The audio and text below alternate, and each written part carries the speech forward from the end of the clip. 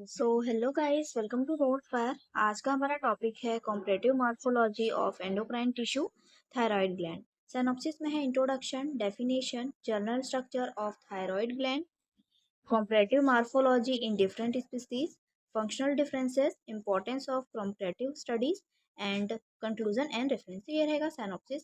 Start करते हैं introduction से। थायराइड ग्लैंड एक महत्वपूर्ण एंडोक्राइन ग्लैंड है जो मेटाबॉलिज्म, ग्रोथ और डेवलपमेंट को कंट्रोल करने वाले हार्मोन्स का सिक्रीशन करती है। विभिन्न वर्टिब्रेट्स में इनका स्ट्रक्चर और फंक्शन में कुछ अंतर होते हैं। इनके कॉम्परेटिव मॉर्फोलॉजी द्वारा समझा जा सकता है, मतलब जिन्हें कॉम्परेटिव मॉर्फोलॉजी द्वारा क्या करा जा सकता है, समझा जा सकता है। नेक्स्ट हम देखेंगे डेफिनेशन। कॉम्परेटिव मॉर्फोलॉजी का अर्थ है विभिन्न स्पीसीज में किसी ऑर्गन या टिश्यू के स्ट्रक्चर की तुलना करना। गाइज, अगर आपको स्टडी नोट्स की नीड होगी तो आप लोग यहाँ दिए गए नंबर पे कांटेक्ट कर सकते हो। यहाँ से आपको नोट्स प्रोवाइड करा दिए जाएंगे।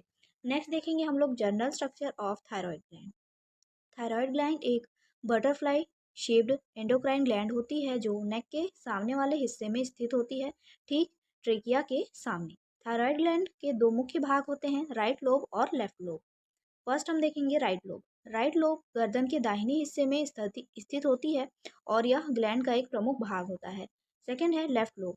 लेफ्ट लोब गर्दन के बाएं हिस्से में स्थित होता है और यह भी आकार और कार्य में राइट लोब के समान होता है। थर्ड है इस्थमस।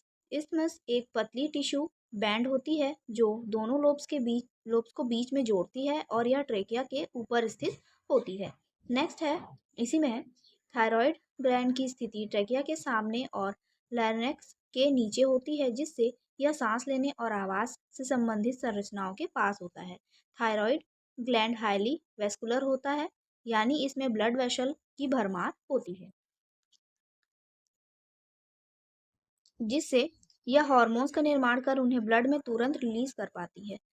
इस ग्लैंड के अंदर बहुत सारे छोटे छोटे स्पेरिकल स्ट्रक्चर्स होते हैं जिन्हें थायराइड फॉलिकल्स कहा जाता है, और ये फॉलिकल्स थायरोक्सिन और टिरियोडोथायरोनिन हार्मोन्स बनाते हैं। थायराइड ग्लैंड का साइज और शेप व्यक्ति की उम्र, लिंग और हार्मोनल स्थिति के अनुसार थोड़ा बहुत बदल सकता है। नेक्स्ट देखेंगे हम लोग comparative morphology in different species. पहला है फिश। फिश में थायराइड ग्लैंड अलग अलग छोटे छोटे हिस्सों में बटी होती है।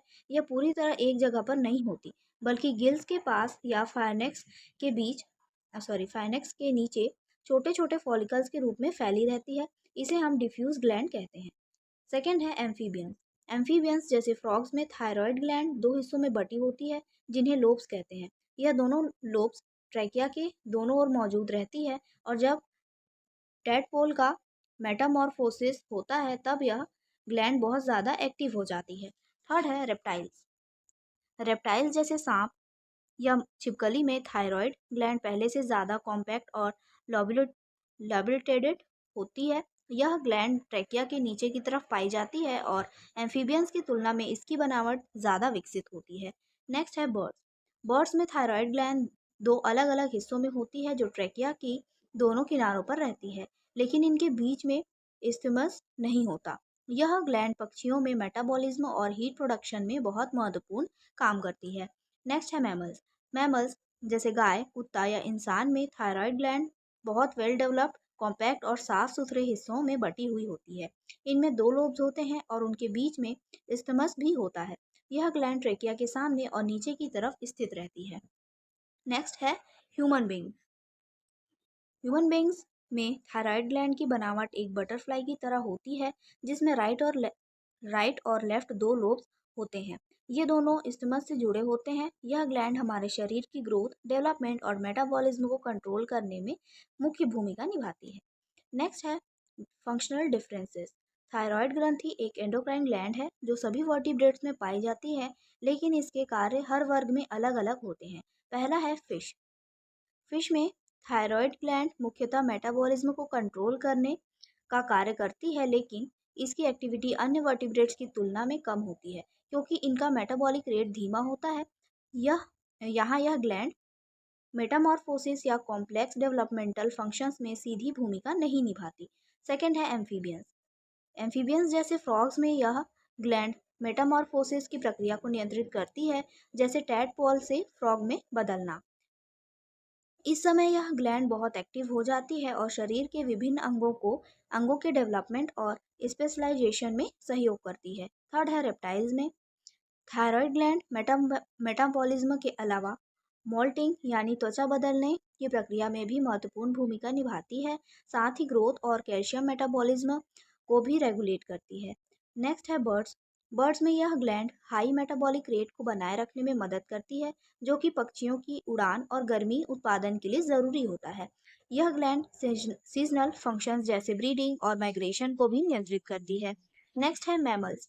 मैमल्स में थायराइड ग्लैंड का कार्य और अधिक विस्तृत होता है, जैसे बॉडी टेम्परेचर को रेगुलेट करना, ब्रेन डेवलपमेंट को सपोर्ट करना, एनर्जी प्रोडक्शन और प्रोटीन सिंथेसिस को नियंत्रित करना। नेक्स्ट है ह्यूमन बींग्स।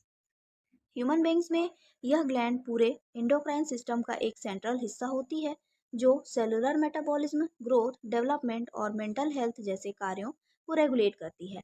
यह ग्लैंड शरीर की ऊर्जा की खपत से लेकर विकास तक हर प्रक्रिया में सक्रिय भूमिका निभाती है। नेक्स्ट है इंपॉर्टेंस ऑफ कॉम्परेटिव स्टडी। पहला है एवोल्यूशनरी अंडरस्टैंडिंग।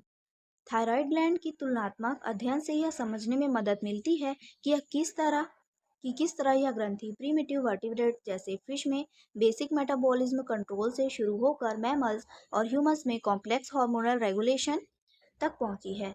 सेकंड है structural and functional adaptation.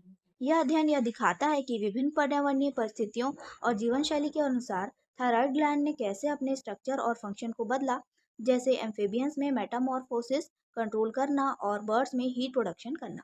Third है hormonal regulation insights. Different vertebrates में थायराइड हार्मोन कैसे बनते हैं, रिलीज होते हैं और रेगुलेट होते हैं, इनका ज्ञान हमें एंडोक्राइन सिस्टम की गहराई से समझ देता है, जिससे हार्मोन इम्बैलेंस से जुड़ी समस्याओं को पहचानना आसान होता है। नेक्स्ट है medical and clinical relevance. Animal models में थायराइड ग्लैंड पर किए गए अध्ययन ह्यूमन थायराइड डिसऑर्डर्स जैसे हाइपोथायरॉयडिज्म, हाइपरथायरॉयडिज्म और गॉइटर के ट्रीटमेंट में रिसर्च और थेरेपी डेवलपमेंट को मदद करते हैं। नेक्स्ट है developmental biology applications. Comparative study यह बताता है कि थायराइड हार्मोन्स एम्ब्रायो के डेवलपमेंट में कैसे मदद करते हैं, जैसे ब्रेन और बोन ग्रोथ में। खासकर हायर वर्टिब्रेट्स में इनका प्रभाव बहुत महत्वपूर्ण होता है। नेक्स्ट है एजुकेशनल एंड रिसर्च इम्पोर्टेंस। यह अध्ययन छात्रों और रिसर्चर्स को एक स्ट्रक्चर्ड और कॉम्परेटिव फ्रेमवर्क देता है, जिससे वे एंडोक्राइन सिस्टम और उनकी एवोल्यूशन को बेहतर ढंग से समझ पाते हैं। कंक्लूजन है थायराइड ग्लैंड की स्ट्रक्चर अलग अलग वर्टिब्रेट्स में स्पीसीज स्पेसिफिक एडाप्टेशन दर्शाती है। इसका कॉम्परेटिव मॉर्फोलॉजी न सिर्फ एनाटॉमिकल डिफरेंसेस को समझने में मदद करता है, बल्कि फंक्शनल एवोल्यूशन और फिजियोलॉजी की डीपर अंडरस्टैंडिंग भी देता है। यह एंडोक्राइनोलॉजी के क्षेत्र में एक महत्वपूर्ण अध्ययन है। तो ये इसका कंक्लूजन था। रेफरेंस में है journal and comparative endocrinology by E.J.W. Brington and text book of endocrinology by R.H. Williams. तो ये आज का टॉपिक था। आई होप आपको समझ में आया होगा। समझ में आया है तो प्लीज़ लाइक करिए एंड सब्सक्राइब करिए। Thank you.